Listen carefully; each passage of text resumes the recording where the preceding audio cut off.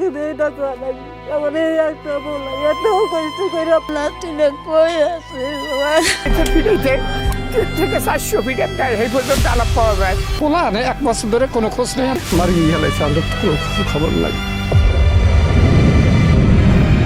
2024 সালের ফেব্রুয়ারি মাস, জেলা মাদারীপুর। সেই জেলার ছোট্ট একটা গ্রাম রাউজ। গ্রামের এক চায়ের দোকানে বসে কিছু তরুণরা আড্ডা দিচ্ছিল। তাদের মধ্যে একজন বলে উঠল, বাংলাদেশে থেকে এখন আর কি হবে, কোনো চাকরি নেই, কোনো কর্মস্থল নেই, এর চেয়ে বরং বিদেশে চলে গেলেই নিজের ভাগ্য পরিবর্তন করা যাবে। দেখছিস না, রহিম ভাইয়ের বাড়ি 2 তলা, করিম ভাইয়ের বাড়ি 3 তলা করেছে। আমরাও যদি বিদেশ যাই তাহলে আমরাও ঠিক এমন বাড়ি ঘর তুলতে পারবো। তাদের মধ্যে একজন হচ্ছে ইনসান শেখ। কথাগুলো শুধু তার কান দিয়ে প্রবেশ করলো না, বরং মস্তিষ্কে গেঁথে গেল। বাড়ি যাবার পথে তাদের এলাকায় যে সকল মানুষ বিদেশে থাকেন তাদের বাড়িগুলোর দিকে তার চোখ বারবার যেতে লাগলো। সে চিন্তা করতে লাগলো, সত্যি তো, বাইরে গেলে নিজের ভাগ্য পরিবর্তন হবে, নিজের বাবা মার জন্য কিছু একটা করতে পারবে সে। বাড়ি এসে তার মায়ের কাছে নিজের বিদেশ যাওয়ার ইচ্ছা প্রকাশ করলো।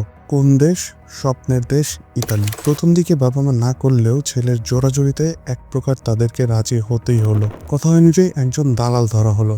দালালের বক্তব্য, ইতালি যেতে অনেক টাকা লাগবে। সব মিলিয়ে 14 লক্ষ টাকা নির্ধারণ করা হলো ইতালি যাওয়ার জন্য। দালাল স্বপ্ন দেখালেন, ইতালিতে গেলেই মাসে আয় করবেন লাখ টাকারও বেশি। রাজধানীর শাহজালাল এয়ারপোর্ট থেকে প্লেন ধরলেন, গন্তব্য আরব আমিরাত। সেখানে কিছুদিন অবস্থান করার পর তাকে নিয়ে যাওয়া হলো মিশরের আলেকজান্দ্রিয়াতে। তারপর সেখান থেকে তাকে নিয়ে যাওয়া হলো লিবিয়ার বেনগাজিতে। ঠিক এখান থেকে সমুদ্রপথে ইঞ্জিন চালিত নৌকার মাধ্যমে তাকে পাঠিয়ে দেওয়া হবে ইতালিতে। বিষয়টা ঠিক এতটুকু সহজ হলে খুব ভালো হতো, কিন্তু ঘটনা শুরু আসলে এখান থেকে।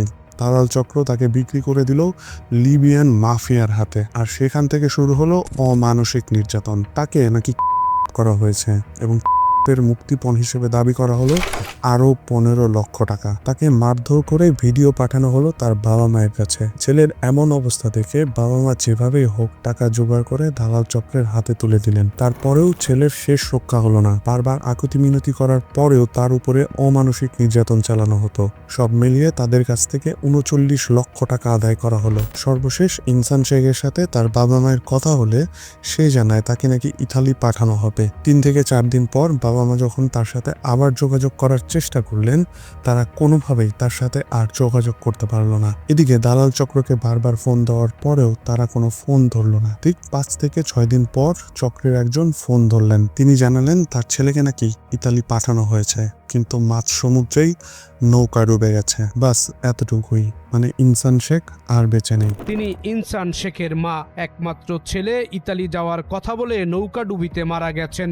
কইছে মার কই কই তোরা বুঝি কুদেছে এরপর ফোন দিছে সারা আদস ফোন দিছে জব করকে সত্য আমার ছেলে ডুবছে স্যার। আইজো ফোন তো আমরা খবরও পাইলাম না যে আমার ছেলে কোথায় আছে, না আমার ছেলে কি। এই স্বপ্নটা শুধুমাত্র ইনসান শেখের না, এটা বাংলাদেশের অনেক যুবকের মাথায় ঘোরাফেরা এক চিন্তা চেতনা। কিন্তু এই চেতনা কতটা ভয়ঙ্কর সেটা সেই স্থানে না যাওয়া পর্যন্ত কেউ আসলে বুঝতে পারে না। ইতালি যাইবেন তাহলে উপভোগ করতে পারবেন। ভাই অ্যাকচুয়ালি হচ্ছে আপনার মৃত্যুর একদম কাছ থেকে দেখছি, কাছ থেকে। কয়দিন ছিলেন এই যে নৌকায়? নৌকায় 3 দিন ভাই, খাবার ভাই নেই। গত 4 বছরে প্রায় 10 লক্ষ ইতালিয়ান যুবক নিজেদের দেশ ছেড়ে অন্য দেশে চলে গেছেন, কারণ তাদের দেশে সঠিক পরিমাণে কাজ নেই এবং কাজ থাকলেও তার সঠিক মূল্য পাচ্ছেন না তারা। আর অন্যদিকে বাংলাদেশ থেকে 2024-এর জানুয়ারি থেকে অক্টোবর পর্যন্ত এই 10 মাসে প্রায় 13,000 বাংলাদেশি ইতালির দিকে রওনা হয়েছেন। একবার চিন্তা করে দেখুন, যেখানে তাদের নিজের দেশের ছেলেরাই তাদের দেশ ছেড়ে অন্য দেশে চলে যাচ্ছে চাকরির জন্য, সেখানে আবার বাংলাদেশিরা চাকরির আশায় যাচ্ছেন নিজের জীবন বাঁচিয়ে রেখে। এই 13,000 বাংলাদেশিদের মধ্যে প্রায় 99% অবৈধ পথে ইতালি প্রবেশ করেছেন। যে প্রবেশটা তারা করেন লিবিয়া দিয়ে সমুদ্রপথে নৌকা যাত্রার মাধ্যমে। এখন আপনার মনে একটা প্রশ্ন আসতে পারে, এই মানুষগুলো কেন এই পথে যাচ্ছে? লিগেল ভাবে তারা যাচ্ছেন না কেন? কারণ এই মানুষগুলো প্রায় 15 থেকে 25 লক্ষ টাকা খরচ করে যাচ্ছেন। তাহলে লিগেল পথে গেলে আসলে দোষটা কোথায়? কারণ ইতালি যাওয়ার জন্য যে সকল কাগজের আসলে রিকোয়ারমেন্ট থাকে তার বেশিরভাগই এই মানুষগুলো ফিল আপ করতে পারেন না, যার ফলে তারা কোনো ভিসা পান না, যার ফলে তাদেরকে বেছে নিতে হয় অবৈধ পথ। এখন যারা এই অবৈধ পথে আসলে ইতালি যেতে পারেন তাদের ভাগ্যটা তো আসলে খুবই ভালো, কিন্তু এই ভাগ্য ভালো হওয়া মানুষ ছাড়াও অনেক মানুষ আছেন যারা ইতালি পৌঁছাতে পারেন না। এই সকল ঘটনাই আমরা প্রায় সময় পত্রিকায় দেখতে পাই। ইতালি যাওয়ার সময় লিবিয়ায় দালালদের হাতে অমানসিক নির্যাতনের শিকার, এরপর কারি টাকা খরচ করেও শেষ রক্ষা হয় না অনেকের। অবৈধ পথে ইতালি যাওয়ার এই পুরো প্রসেসটা আজকের এই ভিডিওতে আমরা স্টেপ বাই স্টেপ জানবো। এই পুরো প্রসেসটার প্রথম ধাপ হচ্ছে প্রতারণা। মিথ্যা আশ্বাস এবং একটি ভালো জীবনের স্বপ্ন দেখে শুরু হয় এই প্রসেস। বলা হয় বাংলাদেশ থেকে ইতালি নিয়ে যাবেন সম্পূর্ণ বিমানে, যেখানে যাওয়ার পর তাদেরকে কাজের সুযোগ করে দেওয়া হবে এবং এই কাজ করে তারা মাসে আয় করবেন লক্ষ টাকার বেশি। এটাই হয় প্রথম ফাঁদ। আর এই ফাঁদে যে একবার পা দিয়ে দেয় তার কাছ থেকে আদায় করা হয় 14 থেকে 16 লক্ষ টাকা। দালাল চক্র এটাকে একটা কন্ট্রাক্ট বলে। এই কন্ট্রাক্টটাকে বলা হয় বডি কন্ট্রাক্ট। এরপর শুরু হয় তার প্রথম যাত্রা। হযরত শাহজালাল আন্তর্জাতিক বিমানবন্দর থেকে তাকে নেওয়া হয় দুবাইয়ে। সেখানে কিছুদিন রাখার পর তাকে পাঠানো হয় মিশরে এবং সেখান থেকে তাদেরকে পাঠানো হয় লিবিয়ায়, যেটা দালালদের আসল উদ্দেশ্য। ঢাকা থেকে লিবিয়া পৌঁছাতে তাদের খুব একটা কষ্ট করতে হয় না, খুব আরামদায়কভাবেই নিয়ে যাওয়া হয় লিবিয়াতে এবং লিবিয়া পর্যন্ত তাদেরকে সম্পূর্ণ বিমানে নিয়ে যাওয়া হয়।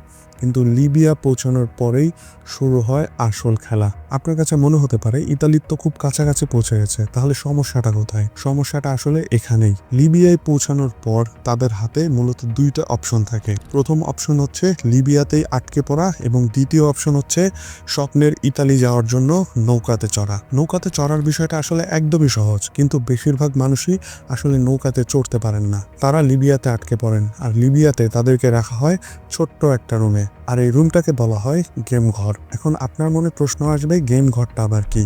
মূলত এই ঘর থেকে যারা নৌকায় চড়ে ইতালির উদ্দেশ্যে রওনা দিতে পারবেন তারাই হচ্ছে মূলত গেম দেবেন। আর এই পুরো যাত্রাটাই হচ্ছে পানি পথের মাধ্যমে। যখন তাদেরকে বলা হয়েছিল পুরো যাত্রাটাই বিমানের মাধ্যমে তাদেরকে নেওয়া হবে, সেটা আসলে সম্পূর্ণ মিথ্যা ছিল। কিন্তু এই বিষয়গুলো বোঝার পরেও তাদের হাতে আর কোনো অপশন থাকে না, কারণ ইতিমধ্যেই তারা অনেকগুলো টাকা খরচা করে এই পর্যন্ত চলে এসেছে। তাই তাদেরকে জীবনের বাজি নিয়ে হলেও এই গেমের উদ্দেশ্যে রওনা দিতে হয়। কিন্তু সবচেয়ে মর্মান্তিক বিষয় হচ্ছে অনেকের ভাগ্যে এই গেম দেওয়াটাও জোটে না। অনেকেই এই লিবিয়াতে এসেই আটকে পড়েন, আর তারা আটকে পড়েন এই গেম ঘরে। ছোট্ট একটা ঘর যেখানে রাখা হয় 1 থেকে প্রায় 150 জন মানুষকে। তাদের খাবার হিসেবে প্রতিদিন তাদেরকে দেওয়া হয় একটা রুটি আর 1 টুকরো টুনো মাছ।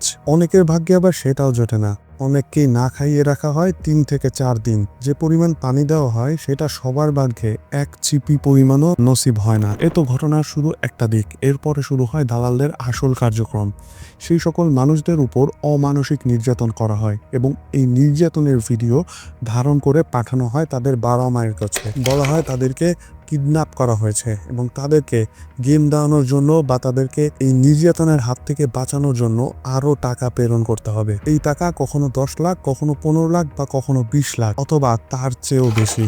টাকা না পেলে চালানো হয় আরো বেশি নির্যাতন। মা বাবা তাদের এই সন্তানের নির্যাতনের ভিডিও দেখে আর ঠিক থাকতে পারেন না। নিজেদের শেষ সম্বলটুকু হলেও বিক্রি করে তাদের সেই টাকা দালালদের হাতে তুলে দেন, যাতে করে তাদের সন্তানরা ঠিকঠাক মতো বাড়ি ফিরে আসে।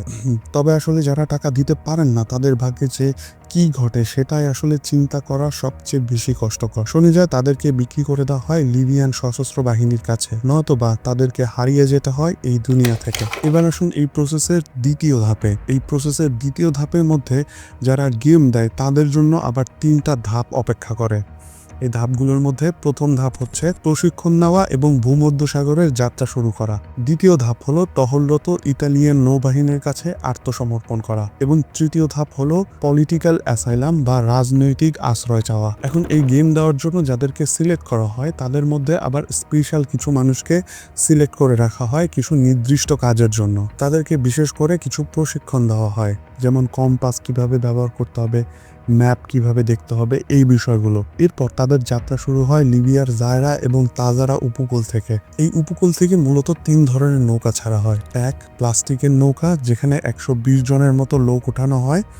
2 ফাইবারের নৌকা যেখানে 60 থেকে 80 জনের মতো লোক তোলা হয় এবং 3 কাঠের নৌকা যেখানে 160 থেকে 180 জনের মতো লোক তোলা হয়। এই নৌকাগুলোতে কিন্তু কোনো মাঝি থাকে না, যেমনটা বলেছিলাম তাদেরকে প্রশিক্ষণ দেওয়া হয়, মানে যারা যাত্রী তারাই মাঝি। এই নৌকাগুলোর মধ্যে অনেককে আবার পাটাতনে রাখা হয়, যেখানে নিঃশ্বাস নেওয়াটাও অনেক কষ্টদায়ক, তাই অনেকে নিঃশ্বাস নিতে না পেরেও পৃথিবীর মায়া ত্যাগ করেন। এরপর শুরু হয় আসল কাজ, সামান্য প্রশিক্ষণ আর উপরওয়ালার উপর ভরসা করে তাদের যাত্রা শুরু হয়। নৌকার উদ্দেশ্য আসলে ইতালি, কিন্তু সবাই কি আসলে ইতালি পৌঁছাতে পারে?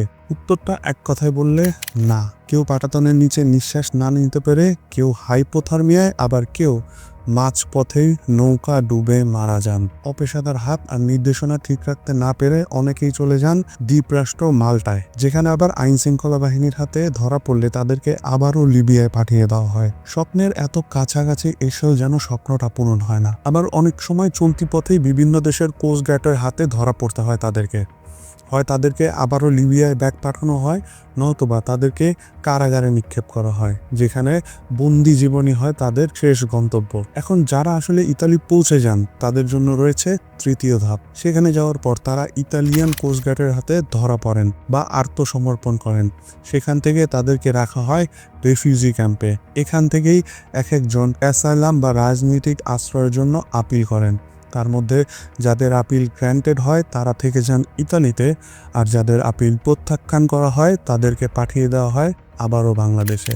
সো আজকের মতো এই পর্যন্তই, দেখা হবে অন্য কোনো ভিডিওতে। ধন্যবাদ।